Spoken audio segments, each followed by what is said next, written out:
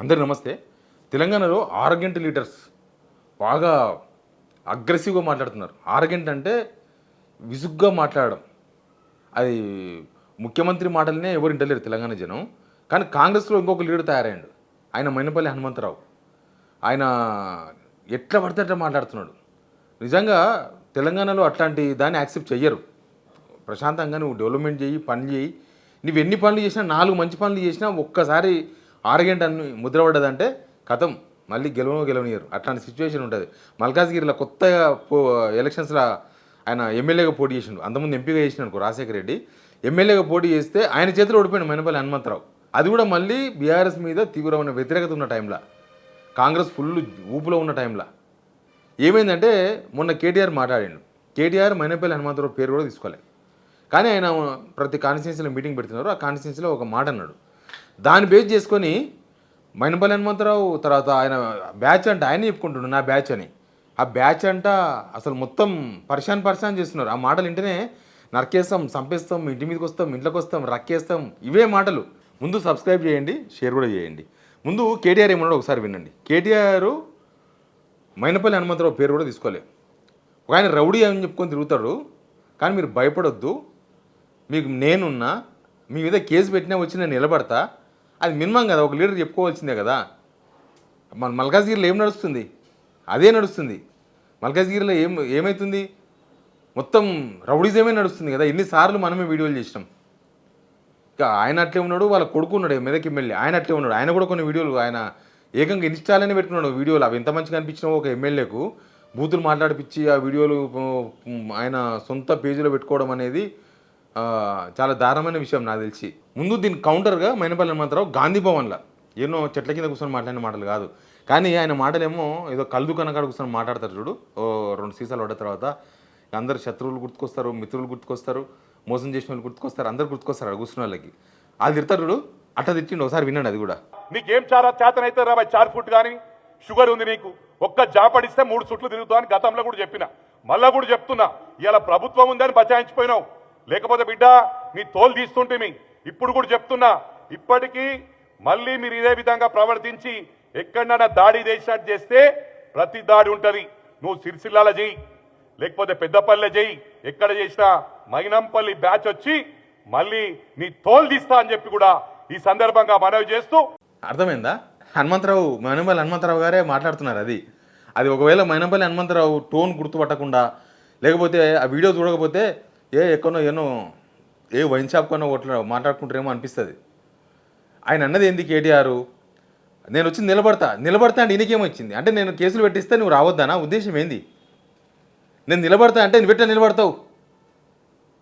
నువ్వు షుగర్ ఉంది, ఈయనకు మాత్రం రాదా షుగర్? ఆయనకు కూడా వస్తుంది, అందరికి వస్తుంది షుగర్. ఈ కాలంలో 35-40 ఏళ్ళకే బీపీలు షుగర్లు అన్నీ వస్తున్నాయి. అది ఆయన పర్సనల్. ఎవరికి ఏమైనా షుగర్ వచ్చినా బీపీ వచ్చినా ఆయన పర్సనల్.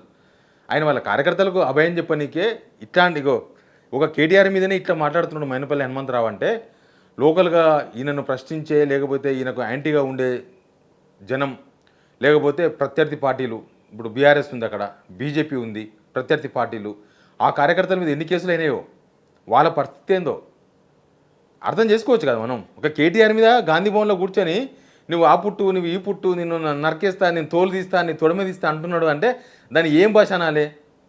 పొలిటీషియన్స్ చాలా డెకోరం పాటించాలి.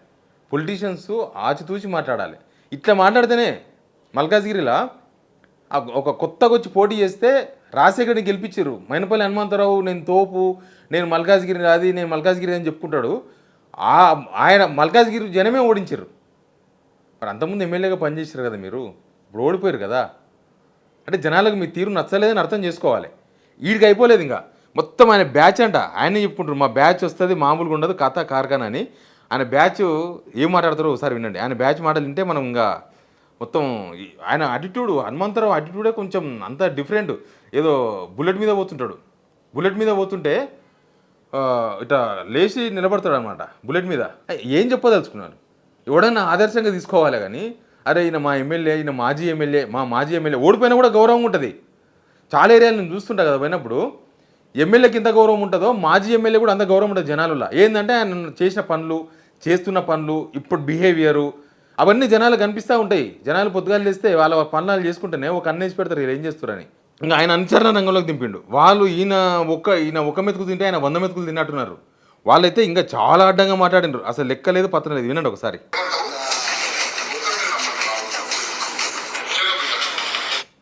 రక్త చరిత్ర బ్యాక్గ్రౌండ్ పాట పెట్టుకున్నాడు ఆయన. ఎవరో మణిపల్లి అంచాడు. ఏంటంటే క్రిషాంక్ నిన్న మాట్లాడిండు. క్రిషాంక్ కౌంటర్ ఇచ్చిండు మైనపల్లి హనుమంతరావుకు. మరి ఇంకా మైనపల్లి హనుమంతరావుకు మళ్ళీ కేటీఆర్ కౌంటర్ ఇస్తాడు, అయ్యాడు కదా. ఆయన మరీ దిగజారి మాట్లాడుతుండు మైనపల్లి హనుమంతరావు. అది జనాలు కూడా యాక్సెప్ట్ చెయ్యరు, ఆయనకు తెలుసు. అందుకే ఓడిపోయిన సంగతి కూడా ఆయనకు తెలుసు. దానికి క్రిషాంక్ కౌంటర్ ఇచ్చిండు. క్రిషాంక్ ఏమన్నాడు అది కూడా వినండి ఫస్ట్. ఇక ఇప్పుడు ఎవరన్నా ప్రెస్ మీట్ పెట్టగానే ఏమవుతుందంటే ఇక వాళ్ళ పైల్వాన్లను దింపుతారు మొత్తం. ఇక ఫోన్లు, తిట్లు, ఇవి అవి రౌడీయిజం. ఇది రౌడీయిజం కాదు, నేను హీరోయిజం చేస్తున్నాను నిన్న గాంధీ భవన్ అంటున్నారు. నువ్వు నిజంగానే హీరో అయితే మైనంపల్లి హనుమంతరావు నువ్వు అంటున్నావు కదా, నేను పచ్చకడు కొడితే 3 చక్కర్లు తిరుగుతారని. నువ్వు ఒక్కొనివిరా? లేదు సరే నీకు అడిషనల్ కావాలన్నా, నువ్వు లేవలేవు, సొంతంగా నిలబడలేవు అని అన్నప్పుడు నీ కొడుకుని కూడా తెచ్చుకో. నువ్వురే నీ కొడుకురా, మీరిద్దరే. పాపం ఎందుకు నిన్నేమంటాడు కాంగ్రెస్ పార్టీ వాళ్ళకి అందరికి చెప్తున్నారు, ఎందుకు కాంగ్రెస్ వాళ్ళ మీద కూడా నువ్వు దాడులు చేసినావు గతంలో. నీ బాధ తట్టుకోలేక కాంగ్రెస్ వాళ్ళు పాపం వాళ్ళ పాత కాంగ్రెస్ వదిలేసి వెళ్ళిపోయిన పరిస్థితి. ఎందుకు 50 మంది 100 మంది వాళ్ళని చూసుకొని నువ్వు హీరో అనుకున్నావు ఎందుకు? దమ్ము ధైర్యం ఉంటే పచ్చకడి ఇది అదని మాట్లాడుతున్నావు కదా, నువ్వే దిగు రంగంలోకి. నువ్వు ఒక్కోనివే, నువ్వు హీరోవే అయితే, పోటుగానివే అయితే నువ్వు ఒక్కోనివో, నీ కొడుకు ఒక్కోళ్ళు ఎక్కడైనా చూడండి. అర్థమైందా? క్రిషాంక్ మాట్లాడుతున్నాడు, కంటోన్మెంట్ లీడర్, బీఆర్ఎస్ లీడర్. పచ్చకడ కొడితే 3 గిర్రలు తిరుగుతుంది అన్నాడు కదా సార్, కొట్టుకుందా అని చెప్పేసి ఆయన సవాల్ ఇచ్చింది. ఇంకా దానికి మైనపల్లి అనుచరులు దిగినరా రంగంలోకి. ఇక దాన్ని ఫస్ట్ మైనపల్లి కొడుకు ఏమన్నాడు చూడండి. మైనపల్లి కొడుకు అంటే మెదక్ ఎమ్మెల్యే. వీళ్ళకి వీళ్ళ పింకీ బ్యాచ్ కి చెప్తా ఉన్నాం, బట్టలు ఉరికిపిచ్చి మా కార్యకర్తలు కొడతారు. ఇవాళ మా కార్యకర్తలను మేము ఆపుతా ఉన్నాం. పాత వీడియోనే మైనపల్లి కొడుకుదే, కానీ ఎన్ని రోజులు కార్యకర్తలను ఆపుతాం, ఉరికిచ్చి కొడతారంట. First time MLA.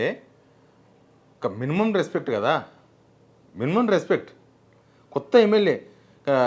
ఆవు చేనులో మేస్తే దూడ ఒడ్డు మీద మేస్తుందా అన్నట్టు వాళ్ళ నాయన అట్లా మాట్లాడితే వాళ్ళ కొడుకు ఇట్లా మాట్లాడితే ఇంకెట్లా మాట్లాడతాడు.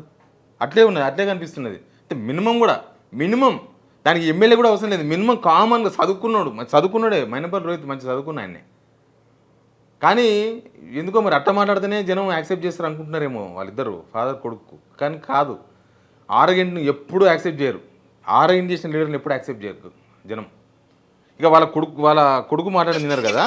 ఇప్పుడు వాళ్ళ అనుచరులు చాలా మర్యాదగా మాట్లాడినారు. అనుచరులకైతే ఇంకా చాలా మర్యాద నేర్పించారు. అది ఖచ్చితంగా వినాల్సిందే, వినండి. ఏమనుకుంటున్నాను? Be careful Kishan. మైనంపల్లి గురించి ఎవరైనా తప్పుగా మాట్లాడినా, పిచ్చి పిచ్చిగా కూసినా ఈ 4 చీరేస్తామని చెప్తున్నాము. మైనంపల్లి గురించి మేము ప్రాణాలు ఇవ్వడానికి కూడా రెడీ ఉన్నాం. మీ ఇంట్లో మీదకి వచ్చి దాడి చేస్తామని చెప్పేసి ఈ సందర్భంగా తెలియజేస్తున్నా.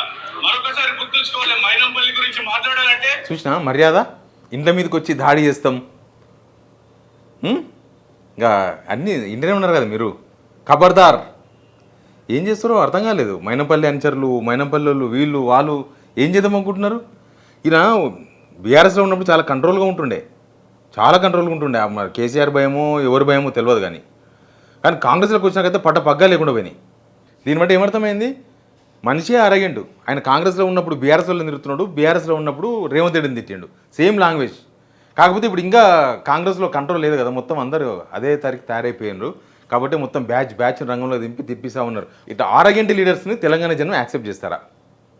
దీన్ని తెలంగాణ జనం యాక్సెప్ట్ చేసి ఎవరైనా కావచ్చు. Not only Mynampally, not only Mynampally Rohit, not only ఎవరైనా కావచ్చు. కానీ వీళ్ళు ఏం నేర్చుకోవాలి తెలంగాణ ప్రజలు చెప్పండి కింద ఉన్న కామెంట్ బాక్స్లో. Please subscribe.